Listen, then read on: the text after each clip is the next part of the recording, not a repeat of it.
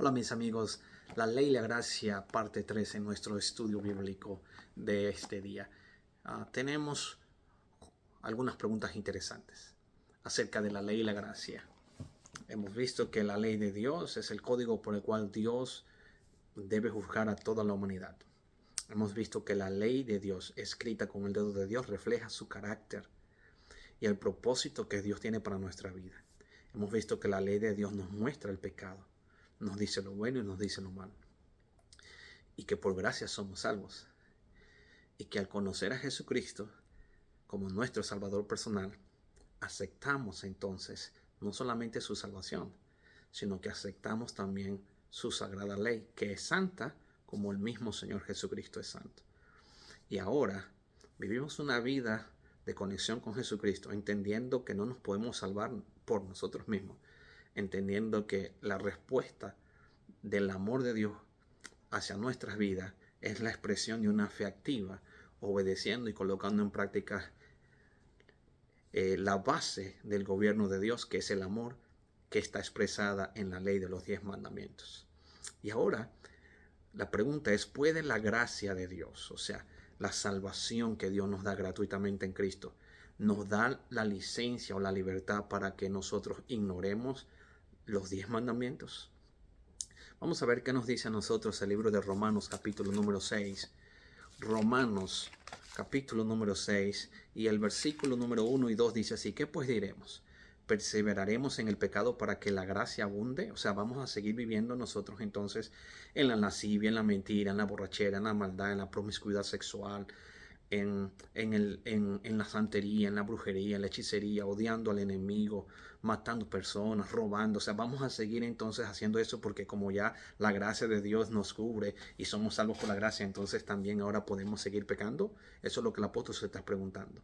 Y la respuesta del versículo número 2 dice: en ninguna manera, porque los que hemos muerto al pecado, ¿cómo viviremos aún en él?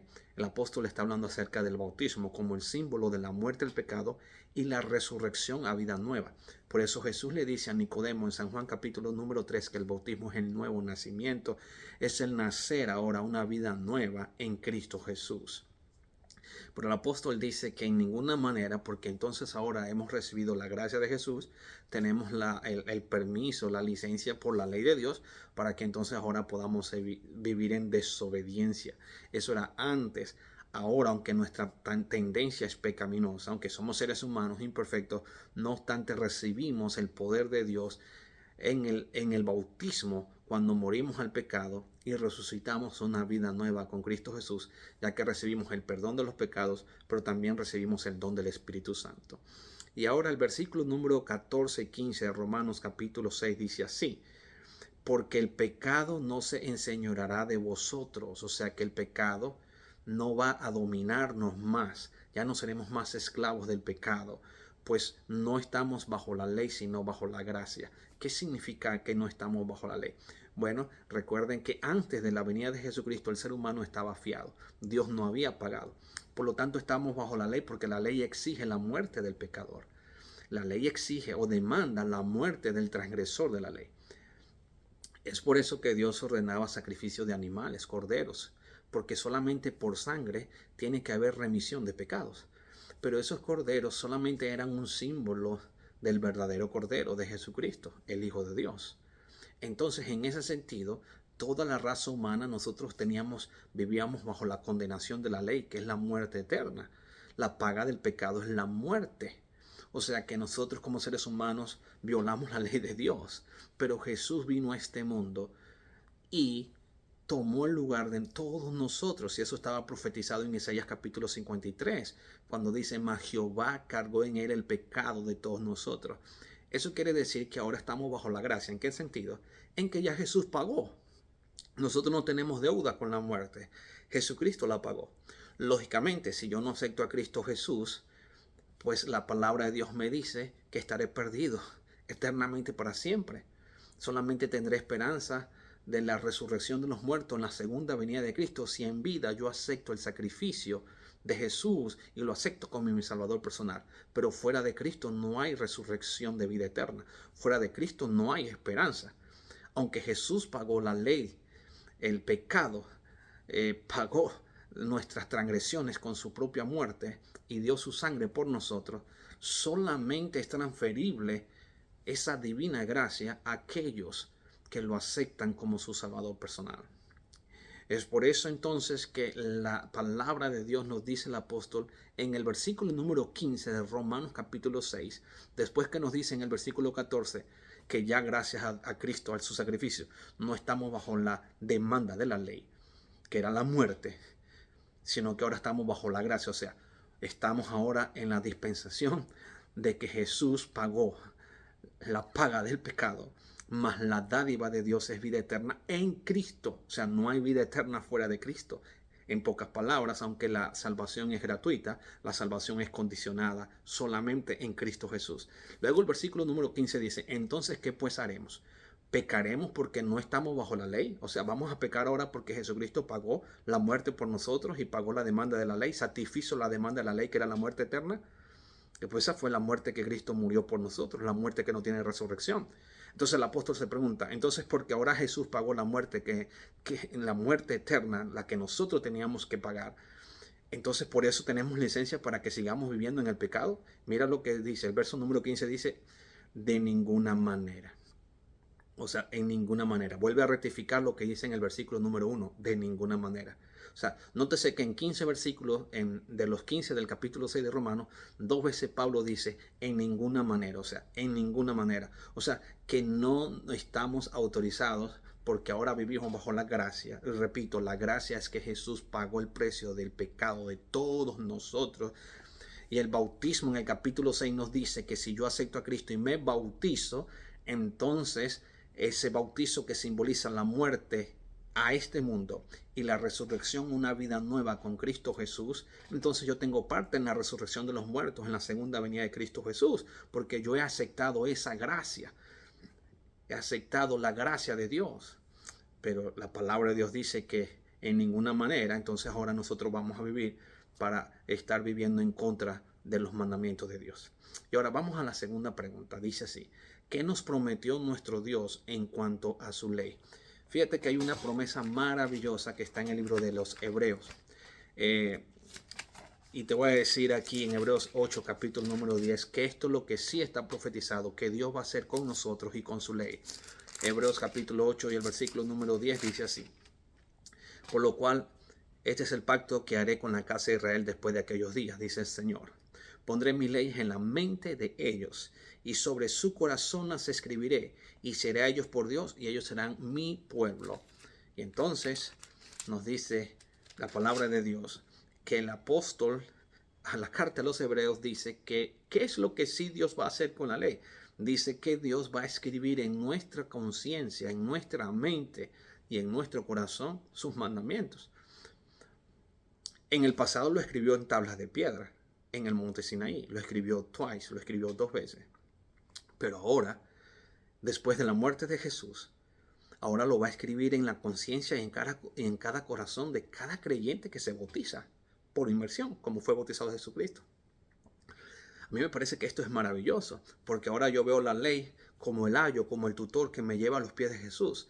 Ahora yo veo como David, cuando David decía, yo deleito, o mi delicia es en tu ley de día y de noche, yo medito en ella. Y en mi corazón, el salmo de David hacia el Mesías, dice, en mi corazón he guardado tus dichos, tus mandamientos, para no pecar contra ti. Por lo tanto, cuando Pablo está hablando que Jesucristo hará este gran milagro de colocar su ley en nuestro corazón y en nuestra conciencia, está repitiendo el pacto nuevo, que es el mismo pacto antiguo de Jeremías. Te voy a leer Jeremías capítulo número 31 del libro de Jeremías. Y lo que está haciendo el apóstol es repitiendo exactamente la profecía de Jeremías. El capítulo número 31 del libro de Jeremías, en el Antiguo Testamento, y el versículo número 31 al 34, nos dice de la siguiente manera. He aquí vienen días, dice Jehová, en los cuales haré nuevo pacto con la casa de Israel y con la casa de Judá. No como el pacto que hice con sus padres el día que los tomé para sacarlos de la tierra de Egipto, porque ellos invalidaron mi pacto, aunque yo fui marido para ellos, dice Jehová. El pacto del monte Sinaí, recuerda, Dios lo escribió. Pero cuando tú estudias la Biblia te vas a dar cuenta que ese pacto se firmó con sangre.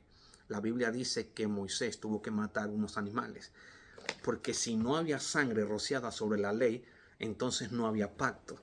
Y se roció la sangre del sustituto, que era un animal, se roció no solamente dentro del santuario, sino también sobre las tablas de la ley. Y las tablas de la ley se colocaron dentro del arca del pacto. Ahí debe estar, como hemos estudiado anteriormente, porque sin derramamiento de sangre no hay pecado. Ahora, ese pacto fue bueno, pero era solamente un símbolo del gran pacto del monte Sinaí, de la calavera, en donde con sangre se firmó el nuevo pacto. El nuevo pacto no está diciendo que los 10 mandamientos entonces Jesucristo los está aboliendo. Lo que está diciendo el nuevo pacto es que Jesús lo está magnificando su ley, está engrandeciendo su ley, a tal punto que ahora la va a escribir en tu corazón y en tu conciencia, porque la pagó el precio del pecado, pagó la demanda de la ley, satisfizo la demanda de la ley con su muerte, y así entonces fue fiel. Pero nótese lo siguiente: hubo derramamiento de sangre para que el pacto en el Sinaí se hiciera entre Dios y el pueblo. El pueblo invalida el pacto. Dios vuelve a escribir las tablas de la ley por su misericordia. Pero ahora, este nuevo pacto está con la sangre de Jesucristo. O sea que este pacto es mejor que el antiguo, porque el antiguo se necesitó sangre de animales, pero este pacto fue firmado y sellado entre Dios el Padre, Dios el Hijo, con la sangre de Jesucristo, con la propia sangre del Hijo de Dios. En ese sentido, entonces, este nuevo pacto que está hablando Jeremías, que es el mismo que habla Pablo en el Nuevo Testamento, no está diciendo el apóstol Pablo ni Jeremías que los 10 mandamientos entonces ahora no los vamos a guardar, y que ahora porque estamos bajo la gracia de Dios tenemos que violar el sábado, o tenemos que seguir entonces guardando un día que yo quiera, o yo tengo que entonces vivir tranquilo porque yo solamente amo al prójimo, pero puedo seguir mujeriando, puedo seguir emborrachándome, puedo seguir fumando, puedo seguir drogando porque como yo amo al prójimo. No está diciendo eso la palabra de Dios. La palabra de Dios está diciendo es acerca de cómo Dios iba a magnificar su ley pagando la demanda de la ley. Y ahora nótese lo que dice la palabra de Dios en el verso número 33. Pero este es el pacto que haré con la casa de Israel después de aquellos días, dice Jehová. Daré mi ley en su mente y las escribiré en su corazón, y yo seré a ellos por Dios y ellos serán mi pueblo. Exactamente como lo reza el Nuevo Testamento en Hebreos capítulo número 8.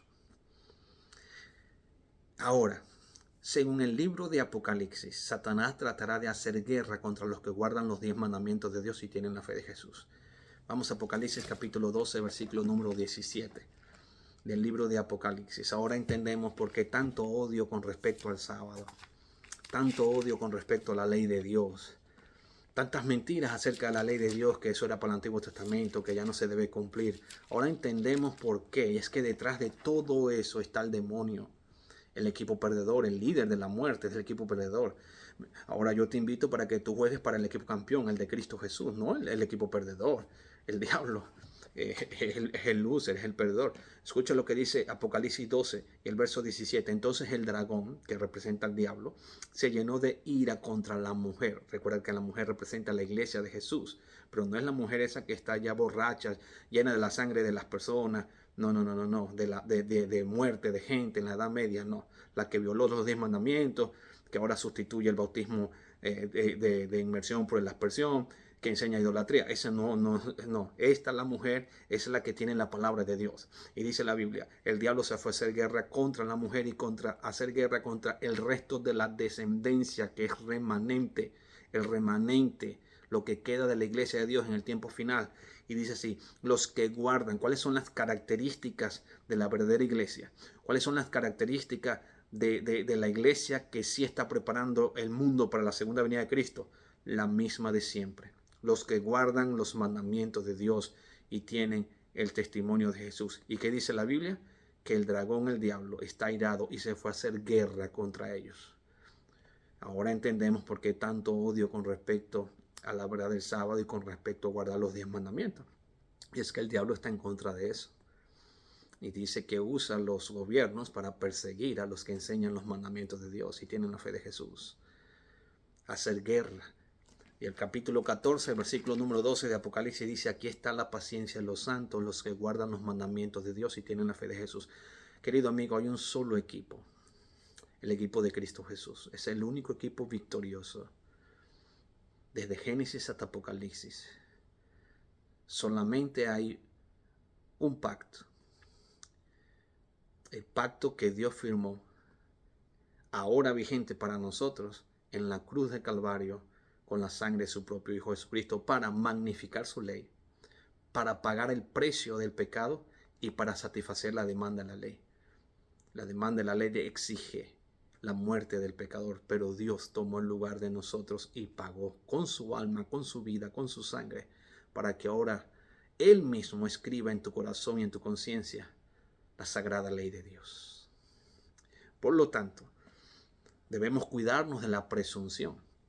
La presunción es lo que está hablando el apóstol Pablo en Romanos capítulo 6, donde nos advierte que porque ahora, como vivimos bajo la gracia de Jesús, entonces tenemos licencia para desobedecer, pensando que Dios nos puede a nosotros salvar o está obligado a salvarnos cuando nosotros queremos vivir en el pecado.